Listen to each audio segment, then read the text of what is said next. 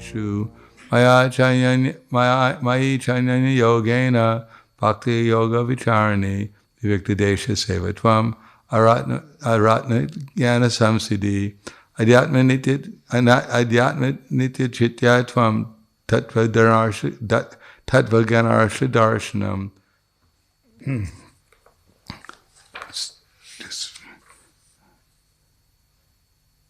Etaj jnanamiti protam agana yadatonitaha. So those are the 20 items of knowledge. Any questions? So amadidvam means humility. Everything begins with humility. Because the living entity is puffed up, thinking himself to be bigger than 10,000th the size of tip of hair in size. Considering it's very hard to be puffed up when you're thinking yourself to 1/10,000th the size of tip of hair in size.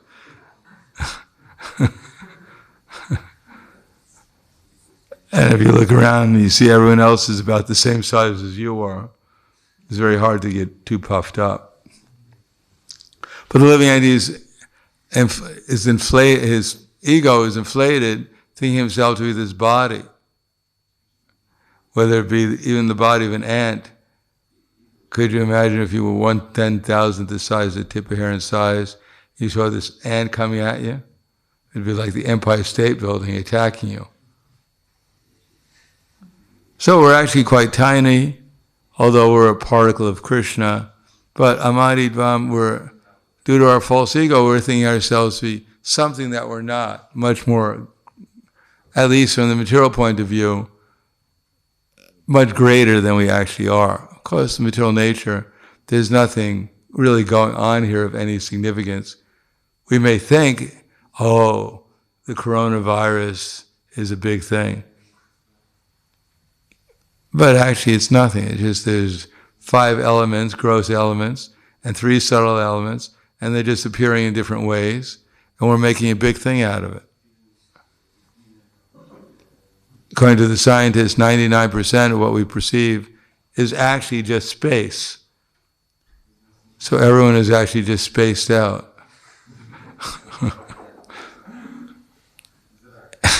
And just imagining so that some big drama is going on. But actually it's just it's the permutations and combinations of just 5 gross and 3 subtle elements appearing before us in different forms, of which we're imagining that so many important things are going on. But it's all equally unimportant, except for the fact that it's an opportunity to come to a higher state of consciousness. And that begins with humility, just understanding that we're not the body, and all our big activities that we're doing are actually ultimately, the value of them depends upon whether Krishna is happy with them or not. Otherwise, they have no value whatsoever. Adambidvam. Adambidvam means pridelessness. So if one is humble, thinking oneself to be 1/10,000th the size of the tip of hair in size, then it's very hard to be proud of anything. Because we're not the doer, we're simply the desirer. Adambidvam, ahimsa, non-violence. Ultimately, Prabhupada writes that non-violence means not people that put people into ignorance, try to enlighten people. Others in Krishna consciousness is real non-violence. People in the bodily concept of life, and they're suffering because of that. If you help others become Krishna conscious, then you're actually committing non-violence. Shantira, forgiveness or peacefulness. Arjavam, simplicity. Socham, cleanliness. These are all items of knowledge. Now, if you go to a university, even the topmost university, I don't think that these are the things that they teach you. Wash your hands before you eat. Then if you wash your hands often enough, then they give you a PhD. Amadidvam, adambidvam, ahimsa, shantir, arjavam, acharya, pasanam, socham. So the preliminary qualifications, even before one approaches a spiritual authority, are these qualifications. Humility, which lines up with the fact they have to be submissive. Without being humble and prideless, it's very hard to be submissive. If you think you're better than the person who's giving you the instructions, then why would you bother listening to them? All you can think is, what are they sitting up there talking? I should be up there talking. They should be down here listening to me. Then there's no possibility of actually getting any benefit from hearing. If one is puffed up with false prestige and full of pride of one's accomplishments, I'm not an ordinary soul, I'm an educated soul, I'm a wealthy soul, I'm a powerful soul. Arjavam, that one has to be simple. If one is full of materialistic conceptions, then it's very hard to actually understand spiritual conceptions. If we actually believe that we know what's going on, then we'll never find out what's really going on. If we think our present experience is actually real, in the sense that it has some real substance, it's actually a valid experience in terms of the reality, then we're wrong. We have no idea what real experience is like. Therefore, we have to be simple and understand that we're just trying to come to a platform by which we can experience what real experience is actually like. And then we'll actually try to participate in helping others become spiritually conscious, that we'll see as our duty to help others advance in their own consciousness. And then we can actually hear from spiritual authorities, and we learn socham, cleanliness, how to purify our minds, especially in our activities in relation to Krishna. Acharya pasanam styriam atma vinigraha. Styriam means steadfastness, and here it's translated as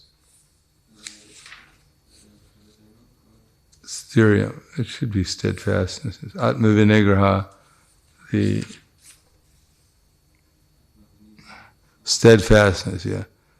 And atma vinigraha, self-control. So these are the things that one learns from spiritual authorities. Cleanliness, self-control, steadfastness, socham arjavam, ahimsa shanti arjava, acharya pasanam socham, styriam atmavidam, indriyarteshu, vairagyam. In the matter of the senses, renunciation, anahankara, freedom from false ego, evacha, janma mrityu jara vyadi, the perception of the understanding of the miseries of birth, death, old age, and disease, which are the primary impetus for making spiritual advancement. Just like now, people are thinking they might die. And they're just hoping this pandemic goes away so they don't die.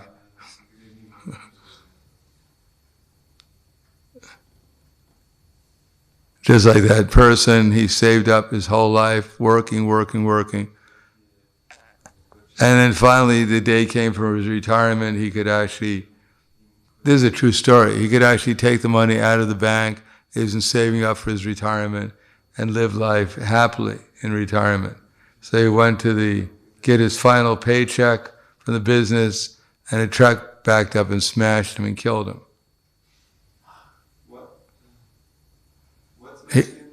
A truck. Therefore, his retirement was rather premature. He probably had to come back and work all over again. So people are worried that they might die. Well, that's good. And they're just hoping it'll go away so they can forget.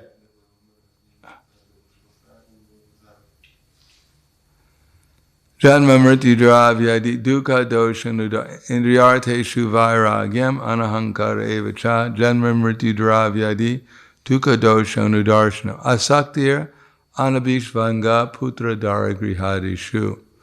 Detachment from wife, children, home, and the rest. And Prabhupada writes that it is not that one should know how to have affection for wife, children, and the home. That affection is natural.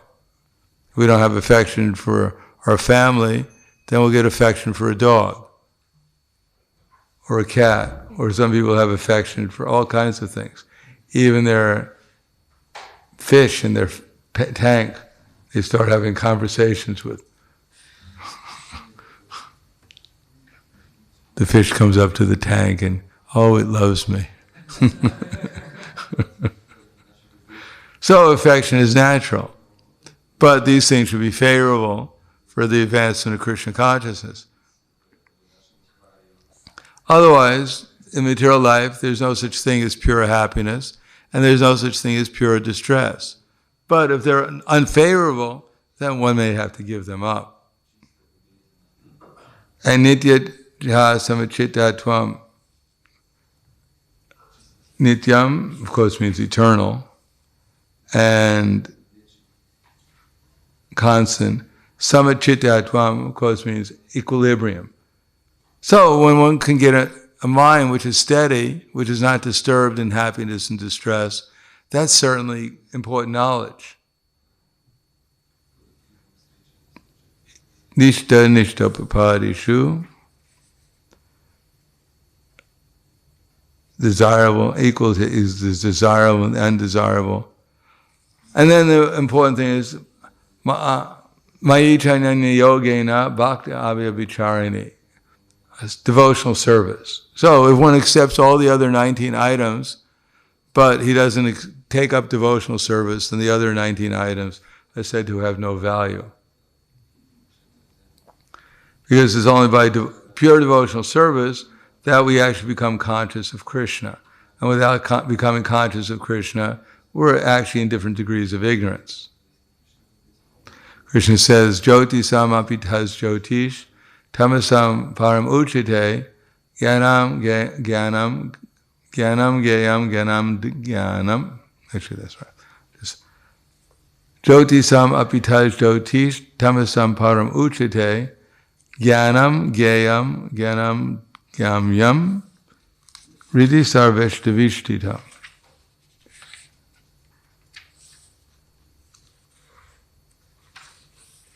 It's just disappeared.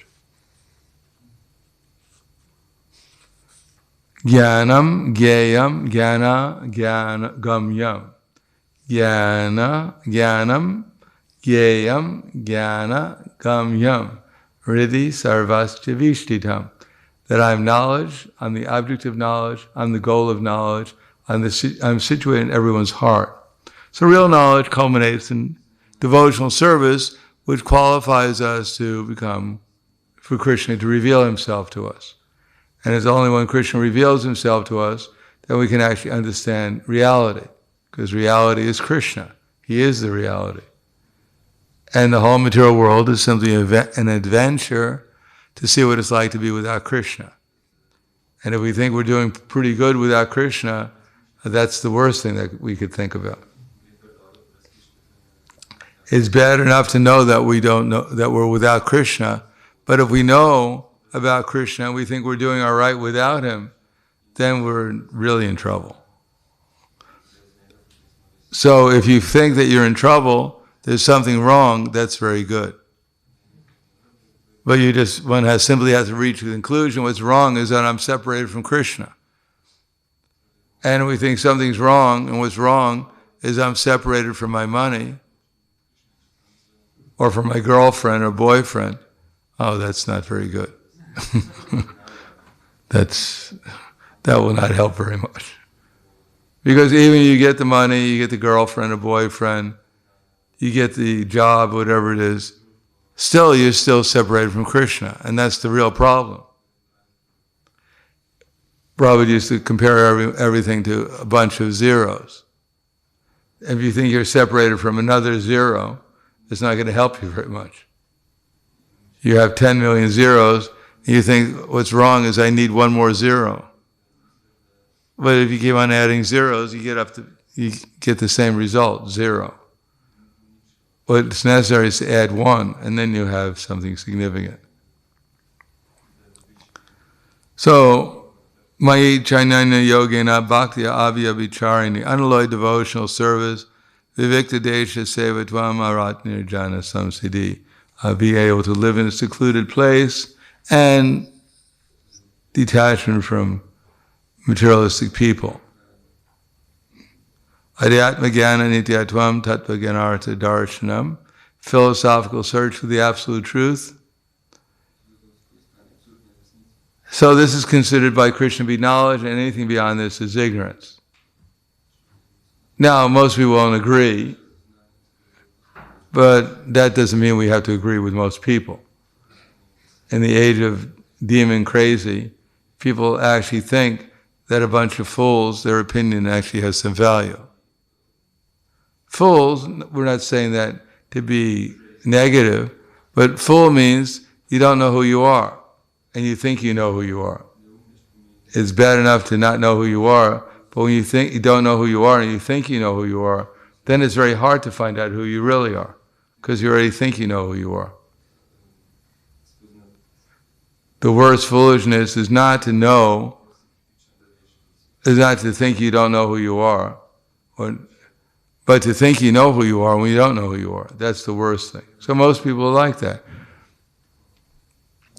If you ask them who they are, they'll point to their body. That's who I am. So they're thinking themselves to be something that they're not. Now, if you know that you're not this body, but you don't know who you are, that's also lack of knowledge. But at least you're not as much a fool as the people who are deluded into thinking they know something when they don't know anything. They only know the wrong things. Therefore, if one becomes conscious of Krishna, then one actually has some knowledge. Otherwise, one doesn't. One may know that I don't know anything, so that's good. If we actually become aware of the fact that we don't know anything, that's good. At least we have a process to actually learn something, namely devotional service. And then gradually, devotional service will bring us to the point of giving up all our false conceptions. So that's good. We'll become a little less ignorant as time goes on. And gradually, what we know is theoretical, namely that Krishna is God and we're His servants, and that everyone else is Krishna's servant, and that we're supposed to be in bliss, serving Krishna, in love with everyone, eternally. So that will gradually be revealed to us as we give up these other conceptions that I'm this body and this material world is my field of activities. Eternally I should be engaged in this material world, that this is my real home, and that everyone else is a competitor here in order to become the supreme in this material universe. So when you give up these conceptions, then gradually real knowledge can be understood by us and then experienced eventually. So here it says, Nahi jnanena sadrisham pavitramiha vidite tatsvayam yoga samsiya kalenatmani vinate. Then in this world, there is nothing so sublime and pure as transcendental knowledge. Because this knowledge about Krishna, knowledge of devotional service will purify our consciousness, it'll purify everyone's consciousness, and bring us back to our original state of pure happiness, pure love for Krishna and everyone. And there's nothing else that will do it. They may get a vaccine for the coronavirus, and everyone may be saved, but we'll still be in the material existence, struggling to survive, which no one survives anyhow. It's like being thrown in the ocean, and people around you thrown in the ocean with an Olympic swimmer. And he said, don't worry about it, I'm a good swimmer, I'll teach you. And he teaches you how to swim in the ocean. But eventually you and the Olympic swimmer are both going to drown anyhow. You may drown as an expert swimmer, but drown you will, just in the course of time. Better to get aboard a boat, and then you'll be actually saved, rather than taking shelter of an expert swimmer in the ocean. So I'll stop there. Thank you. Any questions?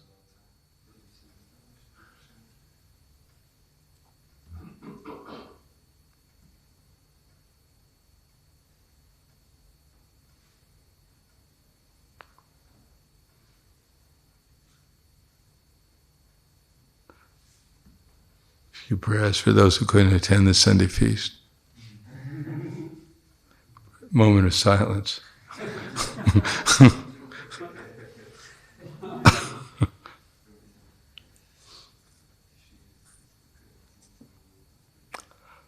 Okay, thank you very much. Grantaraj Srimad Bhagavad Gita ki jai. Srila Prabhupada ki jai. Gaur Premanande Hari Bol.